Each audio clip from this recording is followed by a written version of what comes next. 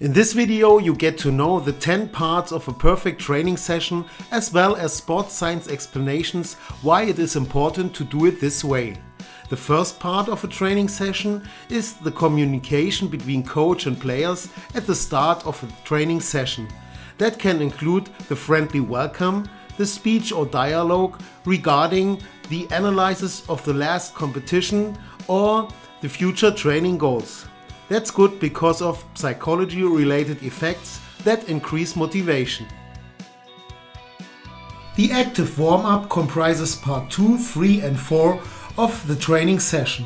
Part 2 include whole body movements with coordinative tasks that help to raise body temperature and cause numerous metabolic, muscular and neural effects that increase efficiency for training or competition. This second part should be varied each training session to evoke comprehensive training stimuli and to surprise players in a positive, motivating way. It can include variations of running, throwing and catching with or without diverse training tools. Part 3 is an active stretching routine that includes dynamic stretching or mobility exercises for all main muscle groups.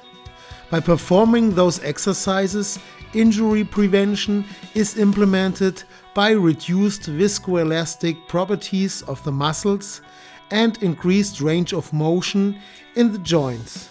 Exercises should be performed for about 10 to 20 seconds with a frequency of 50 to 100 beats per minute. By doing so, dynamic stretching exercises maintain the increased muscle activation. Part 4 should raise the tone of the muscles via some speed strength orientated muscle contractions such as jumps, sprints, shadow training or small games. This further elevates the muscle fiber functionality and conduction velocity. In this example, a relay team game is performed in which players have to sprint to a cone, try to throw a cone flip and sprint back. The use of team games also improve the atmosphere in the group and create a motivating training environment.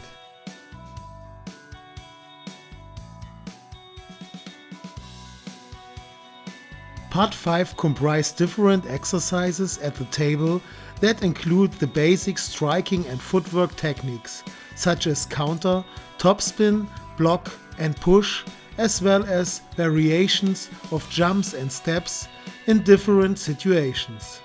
These specific warm-up exercises should be played with the objective to implement a good level of control or consistency by achieving 10 to 20 rallies without a mistake. Part 4 and 5 further increase efficiency for training or competition by priming neural pathways and increasing neuromuscular activation.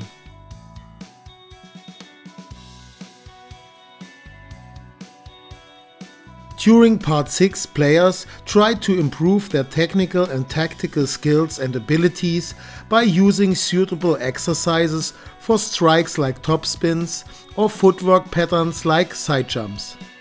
It's also good to use service-receive exercises sometimes to practice the beginning of a rally in an almost recovered state, which is good for reaching a high exercise quality.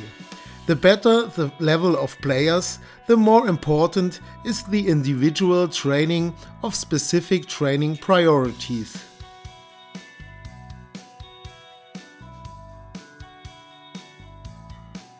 During main part 2, it is worthwhile to practice competitive exercises with special focus on targeted technical, tactical or psychological priorities such as the forward-backward movement during receive or the third ball attack, a good placement or maintaining a fighting spirit during crucial situations. In this phase of a training session, the first fatigue symptoms can occur. But also in this state it is good to practice service receive to be solid during exhausting matches. In this respect, the importance of endurance capacity should not be forgotten.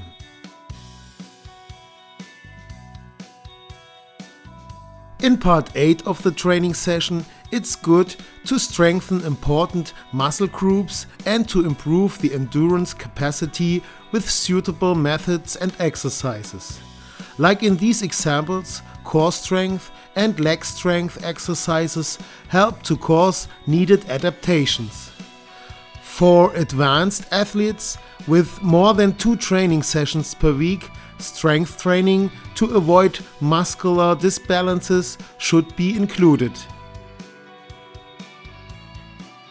With beginner groups in which the motivation for endurance training is not so high, it's good to hide the endurance training in games or combinations with other tasks, like in this example.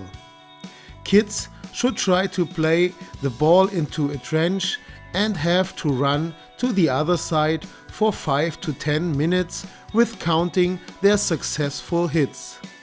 During part 9 of the training session, players should perform a cool-down program which consists of a combination of jogging, stretching and relaxing exercises to initiate an effective recovery period.